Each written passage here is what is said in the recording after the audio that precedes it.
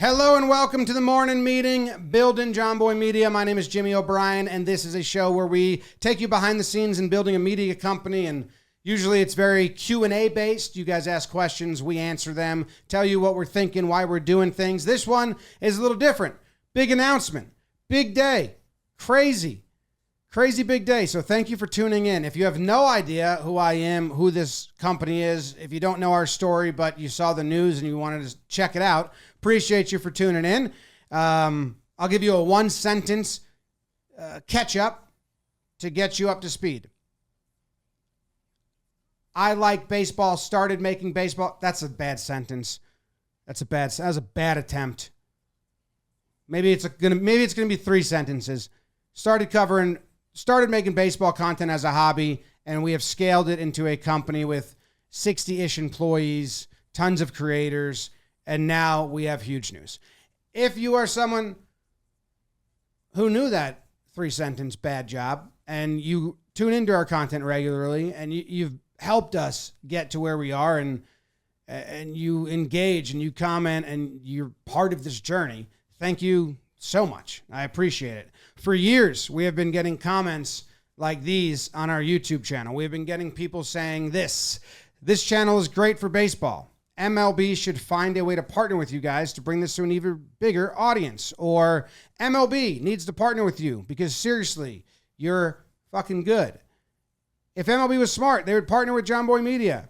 Insane amount of detail and storytelling in this video. MLB really needs to be cutting Jomboy a check. If MLB wants to do better, they need to hire Jomboy. MLB should have Jomboy on the broadcast team once a week. Jomboy should be hired by an MLB team. How the hell has MLB not come to Jomboy for some kind of job? The MLB should be paying Jomboy because he's doing a better job bringing viewers than they are. MLB should be paying Jomboy if they aren't already. My interest in baseball went from nothing to something because of this channel. We've been seeing those comments for years, and you guys have been saying it, and they listen to you. So I thank you so much, because the headlines that we have today are this: Sportico, MLB invests in Jomboy Media, embracing creator content. We've got Deadline, Major League Baseball acquires stake in Jomboy Media, will integrate its content across digital platforms. We've got Variety, MLB acquires stake in Jomboy Media, partners with sports media firm for digital content. We've got Front Office Sports, MLB investing in Jomboy Media in effort to reach young fans. So thank you so much. I really mean that. We're nothing without the people that have been advocating for us, watching, engaging, and getting us to this point. And yeah, it's obviously comments we've seen a lot. Like, why aren't they working together? And we always were like, we'd love to. It just had to work out. So I know there's going to be a ton of questions. What does this mean? What does this mean for you? What does this mean for the content? What does this mean for the business? Who owns it? How much? What? Who? Why? I'm going to answer all that stuff. I'm going to try and do it in order. Okay? I'm trying to be organized for one time ever. And that's the extent of my notes. The rest of my notes last night, I was like, okay, format the episode. The last thing I did was, what does this change for you for content? How much does MLB own? What control will they have? How? What? Why? Those are the end of my notes. So now it's just off the rip. We have a press release here, news release, official, from MLB, and I can read that through, and then I'll answer some questions. Major League Baseball and Jomboy Media have agreed on a strategic partnership that will see the two sides integrate Jomboy Media's expertise across MLB's digital channels, create activations around key MLB tentpole moments like the MLB All-Star Game presented by MasterCard and T-Mobile Home Run Derby, and grow Jomboy Media's stable of intellectual property, including Talking Baseball, Talking Yanks, and the Warehouse Games. As part of the deal, MLB is purchasing a stake in Jomboy Media at an undisclosed valuation. Jomboy Media is in the midst of tremendous growth. In 2024, Jomboy Media set revenue and profitability records and totaled over 93 million engagements on social media, placing JM in the top 4% of all digital publishers. Over the last year, the company has reached brand partnership deals with the official MLB partners, Corona and T-Mobile. Jomboy Media's original IP strategy is led by the Warehouse Games, Go Baggage, a novel sports league modeled after backyard games of years past and supported by blue chip sponsors like DirecTV. Going forward, MLB will work with Jomboy Media to have MLB stars as well as their media and celebrity partners appear in the Warehouse Games. The Warehouse Games is nearing 400 million all-time views and enjoyed a 63% year-over-year growth from the first quarter. And then a bunch of quotes from us. So, okay, let's just take a sip of the water and get to talking. What does this mean for the content? Nothing. MLB wants us to continue doing exactly what we're doing. They don't have any creative control, more of a basic understanding that we carry the sentiment to not piss people off. We're not in the game of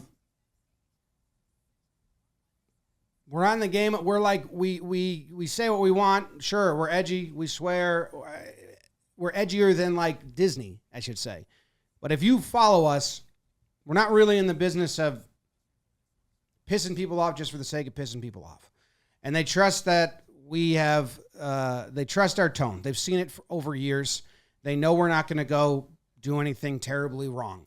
And they don't want it to change. And they don't want it to feel like it's changed. It actually says in writing in the contract that we will be maintaining and doing everything we have been doing and maintaining.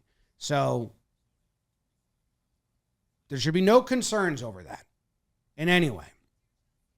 There should be excitement about more access we have, more doors that were open. But for the most part, I think the content is kind of going to stay the same.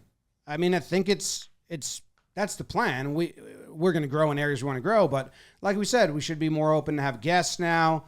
We should be able to be at tentpole events. So why? It would be a question like, why are you guys doing this? Well, one big thing is MLB protects their partners really well. If you're a partner of them, they are good at protecting their partners. We were not an official partner. Last year, ESPN had a deal. We had a deal with ESPN where we were going to, Jake and I and Trev and the whole crew were going to be part of the Home Run Derby. We were going to maybe have an alt cast of the Home Run Derby and the Little League World Series and have a segment on Baseball Tonight every night. And that door got gently shut because MLB had to protect their partners and we weren't. And that was like push come to shove for me, where last July, this process started of saying, okay, come on. What do we do? How do we do this? And then it was a lot of negotiation and tons of help from our side, tons of help from MLB's side. A lot of people on MLB wanted to get this done, wanted to find a way for it to merge and work out for both sides. So, yeah, so that's on the content side. That only thing that would be changing is we get more access and we utilize that for tentpole events and guests and all that. Otherwise, nothing changes. We're fan-led media, and we're going to speak our minds when we like and dislike things in the tone in which we do, which we have done for long enough and are trusted with. So I'm excited about that. And I'm excited to be like on the same side and in talks and recent talks. And, MLB's quote is like, we're excited to share the resources we have. It's already been happening. It's already been amazing. Getting some resources MLB has and access that they have to help out with certain things. So yeah, if you're worried about the content changing, don't worry. That's not happening. It's legally binding that it won't happen, that they don't have control. There's no like board seat or creative control. There's really, just a mutual understanding of, hey, if we do something you don't like, you tell us and we'll take that into consideration moving forward and do a better job not pissing people off. On our wall, and if you've ever seen The Office and you ever listened to this company, we had 5 mantras, and one of them was, do not burn a bridge that hasn't been built yet. And that's how we've done this whole company, is do not piss anyone off that might help us in the future. And that stays true. I say a couple things about our tone. I say, one, don't burn a bridge that hasn't been built yet. You never know who's going to come out of the woodwork and help you out. And the amount of people that have for us is amazing. And I'm just so glad, not that like we would have, but no one here ever just said anything that could ruin that. The other thing is I want to make content that you pass down with your generations. I say this all the time. I loved reading Rick Riley's last page. He always had a heartwarming article on the last page of Sports Illustrated. Me, my dad, and my grandpa would all read it, and then we'd all talk to each other about it. That is how I see the breakdowns or any contents, what I tell my whole team. You want to make content. It doesn't need to be PG-13. It doesn't need to be R. It doesn't need to be, it is what it is. But if a 14-year-old sees it, I want them to say, Dad, check this out. I think you'd like it. If 80-year-old sees it, I think he says, grandson, check this out. I want you to see it. That is the best way to say how to keep our tone true to itself and true to, casting, allowing a lot of people to enjoy it. And it's crazy. We go down the street and we get all generations say hi to us and like, I love your stuff. So I think MLB sees that and they see that they can trust us with that. And then that's that. So don't worry about that. Okay. That's the content side. Where this helps us out and why we're doing this and what we really need is the business side. Like I said, doors are going to open now that were gently being shut before because they had to protect their partners. We had ad deals with companies. They wanted to work with us on big stuff, but we were an official partner of MLB and they're official partner of MLB and they don't want to piss MLB off and MLB doesn't want to piss off their official partner. So they just get shut. A lot of blue chip sponsors, and that's a world now we work together and MLB and Jomboy Media can share, can collab, can all of that. Like that's the back end. I think the public would not know how much, not we were being not hindered, but how much more will open for us now because of this. That's the big change that happens. But content wise and front facing, I don't think there's that much. So don't worry if you are. As for the structure of the deal, is that what I'm at now? Yeah. Okay. As for the structure of the deal, for people that are interested in the business world of things, in the kind of the investment and the upstart sale, which is a lot of people that usually tune into the show. So MLB purchased a stake in the company. What they did is there's no new capital into the company. Like they purchased secondary, which means that we had a group of investors way back. I signed our first investment deal the day I made the Savages not the Savages in box, the day I made the Astros breakdown. So that day we were negotiating for so long and on our very first investment from like July of 2019 until November of 2019, or maybe even, I don't know, around then. And we finally got it done. And that day I was going to sign it, but when I woke up in the morning, The Athletic put out an article about the Astros. So I made that Astros article, left my apartment, went to talk to a baseball saber club at a high school in Manhattan, and then went and signed the deal. And I was like, hey, I think I just posted a big video too. So they're like, cool, because we just signed our first investment. That group has now sold parts of their shares to MLB. And that's makes me very happy because those people invested in us early on, 2019, and now they are earning on their investment because we've grown it so much bigger. They get to be rewarded for giving us that initial push and catalyst to hire and get an office and move me and Jake to the city and start doing this. So that is always rewarding when people that believe in you get rewarded, and they sold parts of their shares to MLB. So there's no new capital coming in.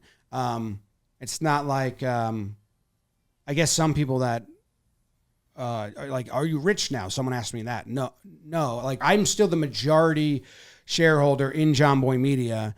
I still own majority. And then if you add like me, Jake, Courtney together, we are over 50% still of the company is in our hands, which is important to us because we want to control the company and we want to control where it's going and what it's doing. We, we still make up majority of the board, even though we we have CAA, we have Jack Davis, who are part of these, who have been incredibly helpful. I appreciate everything. And MLB is going to be incredibly helpful, but it's still very much our company, which is important to us, as it's my baby. I'm not going to go sell this and then start another company. Like, it's not, we didn't invent an app and then we sell the app and then we go make the next app. Like, what am I going to do if I sell the company? Nothing. So we want to keep growing when strategic partnerships like this can be made. And it's nice that we have the ownership to do that. Like, we are still in control of where we go next and what we do. So MLB has a minority share in the company. They bought secondary out, which means people that trusted us and had faith in us to grow it get rewarded. That warms my heart, and it allows us a lot of opportunities, especially on the business end, and hopefully some on the content end. And you see what else I had. I think that's everything. Yeah, that's it. That's kind of it. I'm very excited. It's very exciting. It's big news. I don't know if a media company that isn't a tech company has had a league and invest in them like this, especially MLB, which is the most historic league in U.S. sports. It's just an amazing, unprecedented deal, which is why it took so long and why it's so interesting. And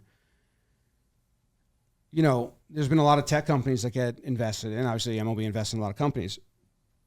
But as far as like a fan media, I don't know if this has happened before.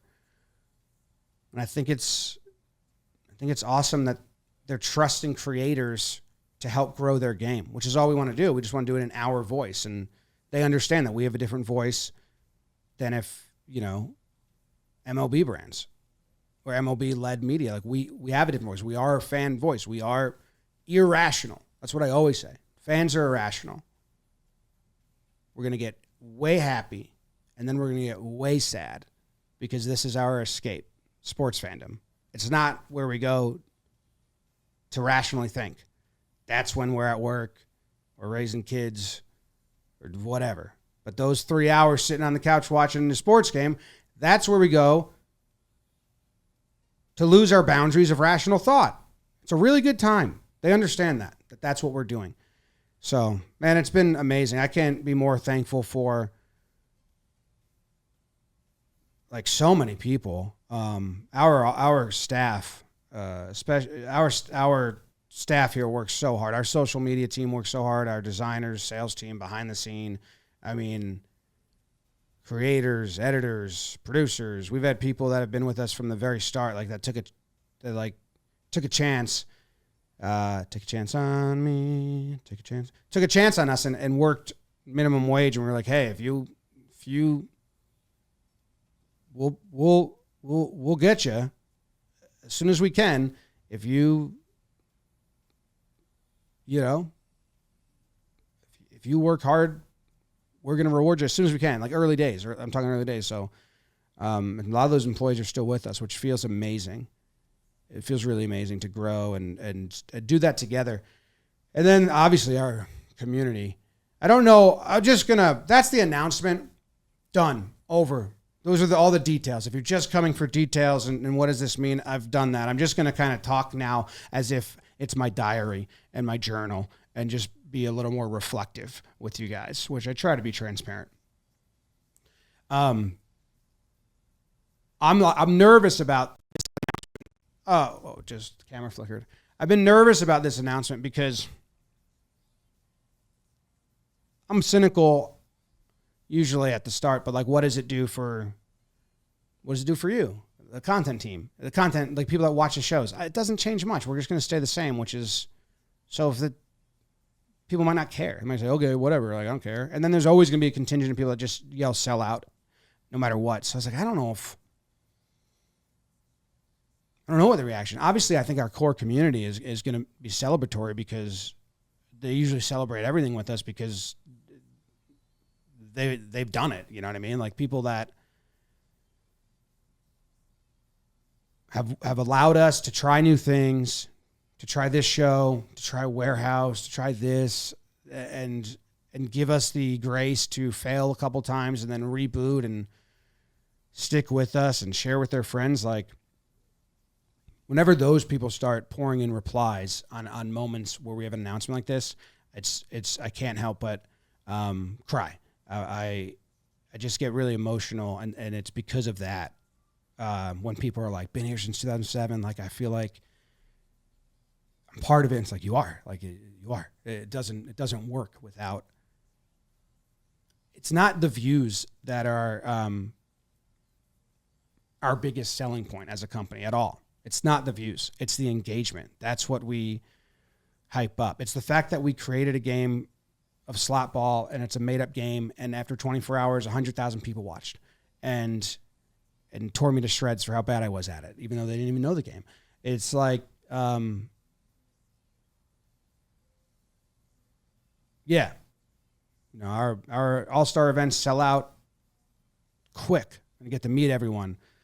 So that's always the most reflective part for me. But then there's also this struggle where you're in negotiations to do this stuff, right? And negotiations always suck because everyone's fighting for their side. And you feel like, you get so caught up in like, we fucking deserve this, you know?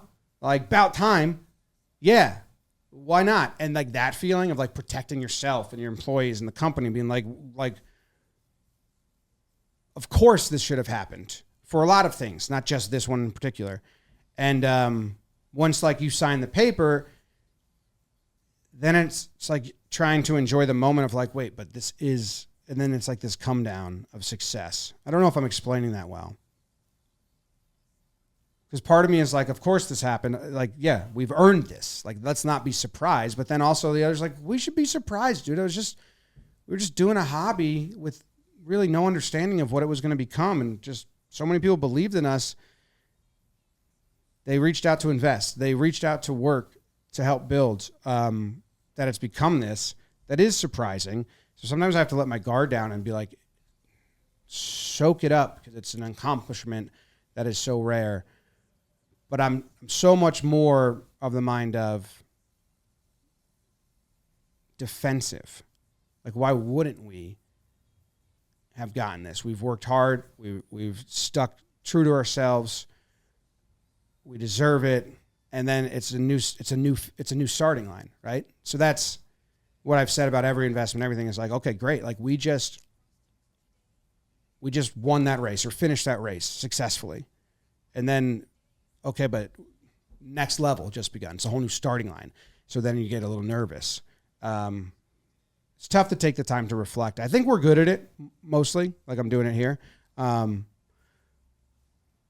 I don't even know if anything I said is worthwhile. Maybe I edited it out. But